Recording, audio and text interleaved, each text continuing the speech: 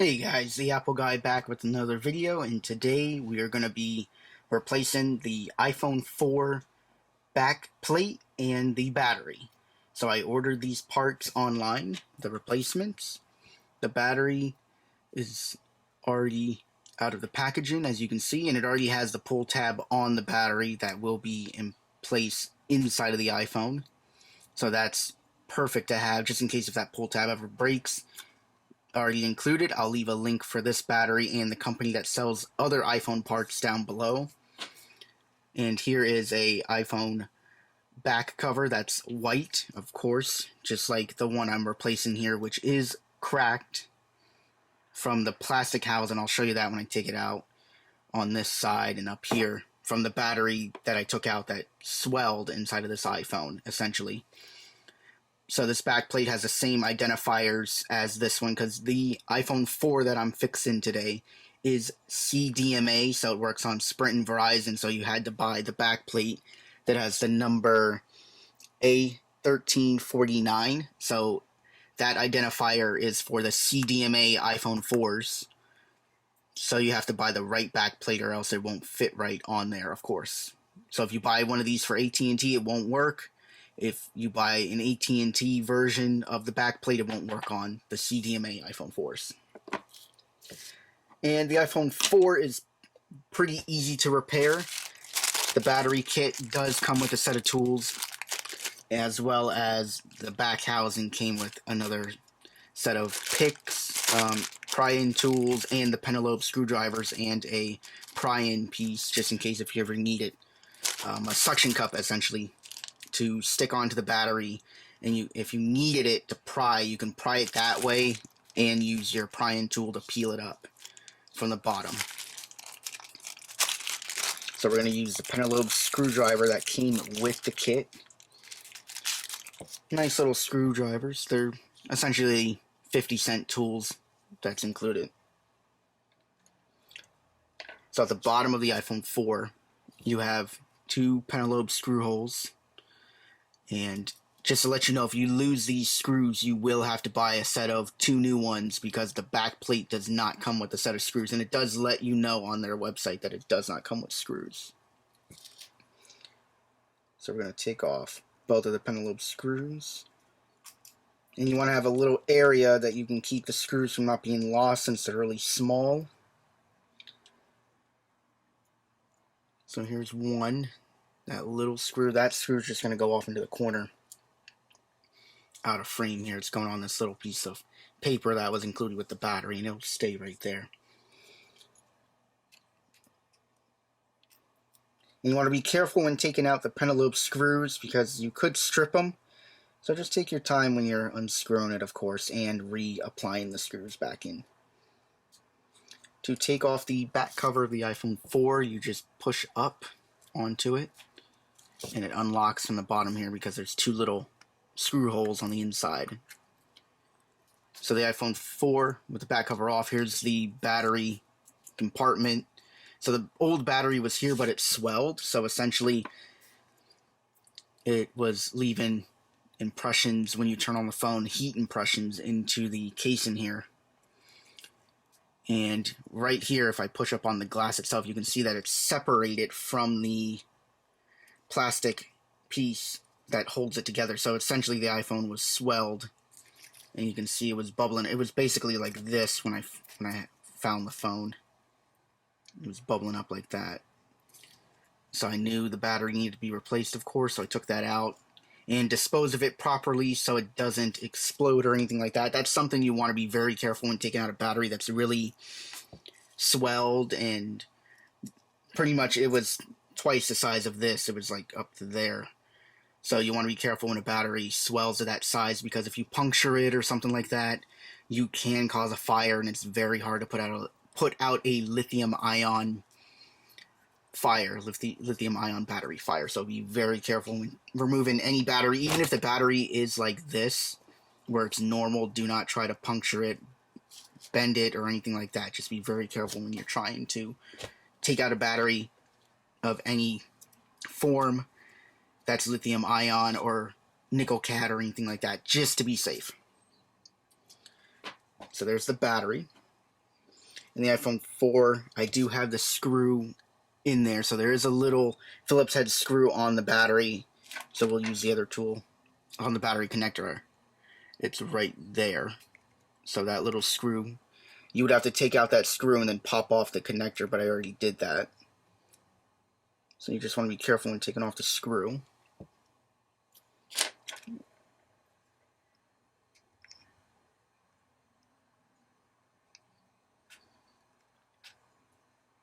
So that little screw look like that. If you guys can see, looks like that.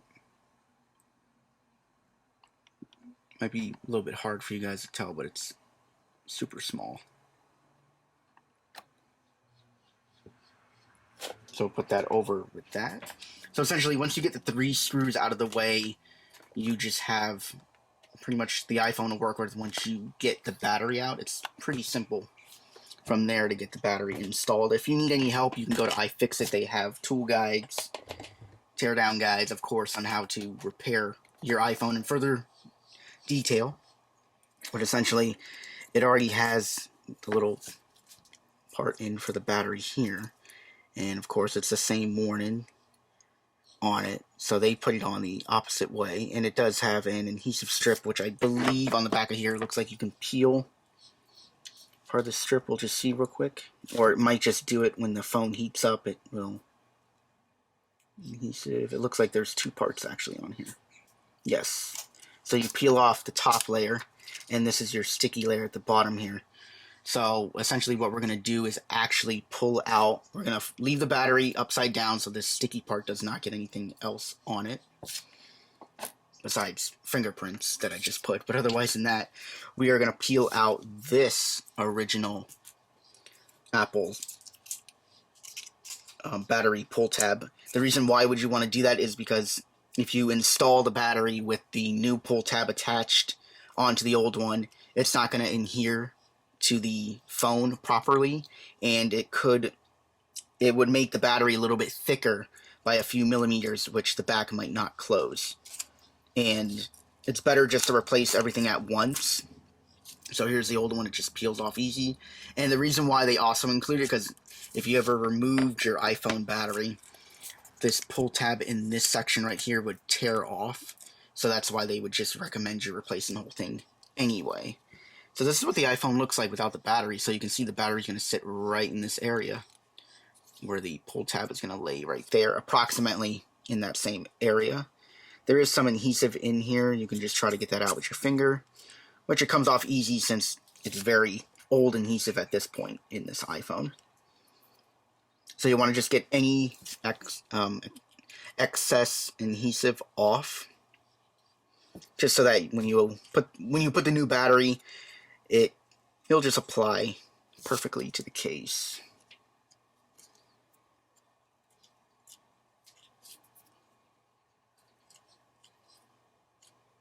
We just got a little bit. You can use isopropyl alcohol to use it, or like regular rubbing alcohol, but you got to be careful because you can damage these ribbon cables here. You can actually destroy them if the alcohol is like 91% or higher, or 90% or really high isopropyl.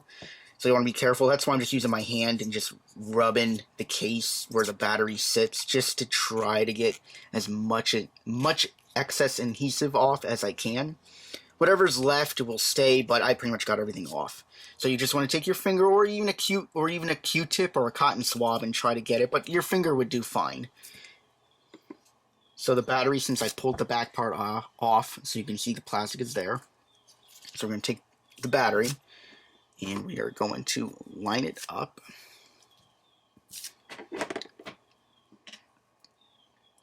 Approximately in the same location. And you want to gently push on the battery so the adhesive will stick.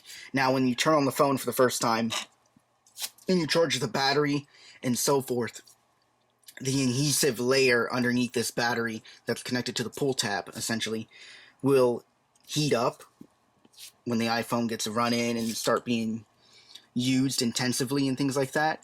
So the adhesive will just stick to the metal casing of the iPhone. So it fits flush in there. That's how it's going to look. So your pull tab, your new pull tab is going to fall in the same spot, essentially, where the old one was. Now, for the ribbon cable, you want to be careful when you're connecting it back onto the iPhone. Since this one's a little bit over, we are going to take it, and I am going to adjust the battery just a little bit. You can push the battery over a little bit. Just be very careful when you're doing so. But, seems like we can get this in right now. Okay.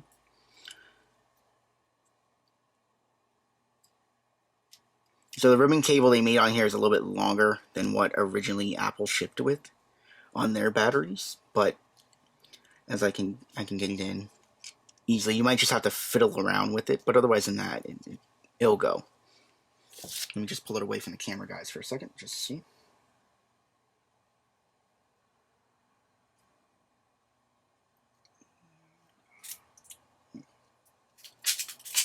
Okay, guys, I had to pull the battery back out because I saw what happened. Essentially, the battery, if you guys look back in the previous frames, it wasn't sitting too close to the corner here, so that's why the ribbon cable didn't really fit. So I'm just going to put the battery towards the edge and then push it down lightly. So you can, if you have to, you can pull it, but I wouldn't recommend always pulling on this battery to readjust it. Just try to do it like maybe once or twice if you ever have to just do what I did to readjust it in your phone when you're installing it. So now it looks like it'll give the cable more clearance. We'll see. And yep, it looks like it just did that. So we're gonna have to adjust it one more time to get this lower part here over. Okay, so we'll adjust it over.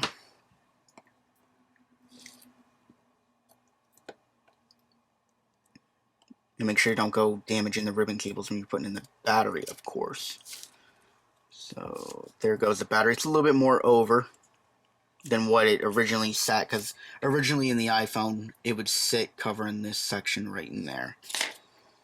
But it's a little bit over because the cable is longer because it's a third-party battery, of course. So that's why you want to install it as close to the edge as possible. And now it's in. So essentially, your iPhone 4 battery is not going to be an Apple certified battery, of course. It's just going to be a third-party battery. But you have to realize that when you install it, you have to get as close to this edge as you can and not too far at the top. Bottom is okay because you're not really going to hit too many cables down there, but the top ribbon cable that's up, you're going to might run into it. So you might have to shift the battery a little bit down when you're putting it. And this gap right here is okay. And you might even, your iPhone might even run a little bit better just because there's a heat gap between the motherboard and the battery. So you can give that a little advantage, an advantage of heat dissipation, because now you have a little bit of a gap in between where the heat can dissipate through that gap. But I wouldn't worry about that personally. So once you got the ribbon cable in, make sure it doesn't pinch against the screw hole or anything like that. So I got that in there perfectly. So we'll put that screw back. So you take your little Phillips head screwdriver, take your little screw, and we'll get that screw right back in there. So there goes the screw. And that screw tightens up really quick. And that's it for the battery. Now the new back plate, which is here, it has its own set of serial numbers for it from their factory that they made it. I don't think this is like an Apple genuine one, of course, because even though the Apple logo is in the same area and stuff, there might be differences in the reflection, which it looks like there is, and the material used for the printing of the logos for the Apple logo and the iPhone text and things of that. But you're not going to be that worried about that at this point. So here it is, your back cover to install that. Very simple. Just do it how you did on your old one. You put it at the top, and then it locks into place. You hear a little snap, and then you push down on it. Since it's new, it's gonna take a little bit of force to get it to the bottom, but once it closes, just make sure before you screw it, everything lines in place, because you don't want to screw it and then it's not lined up correctly.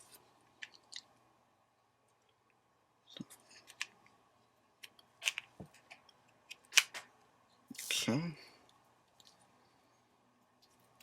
Okay, seems like this one is going to be aligned in a little bit here.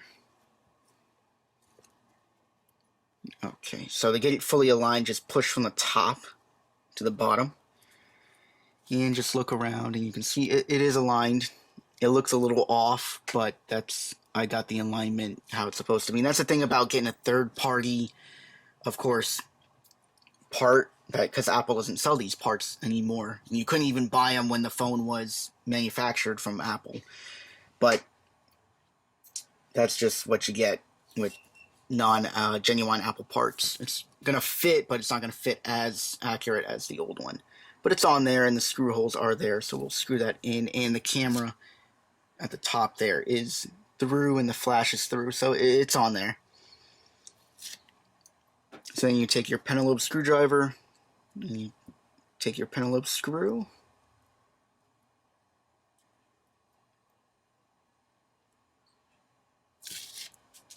Oh, just lost that one, but there you go, found it.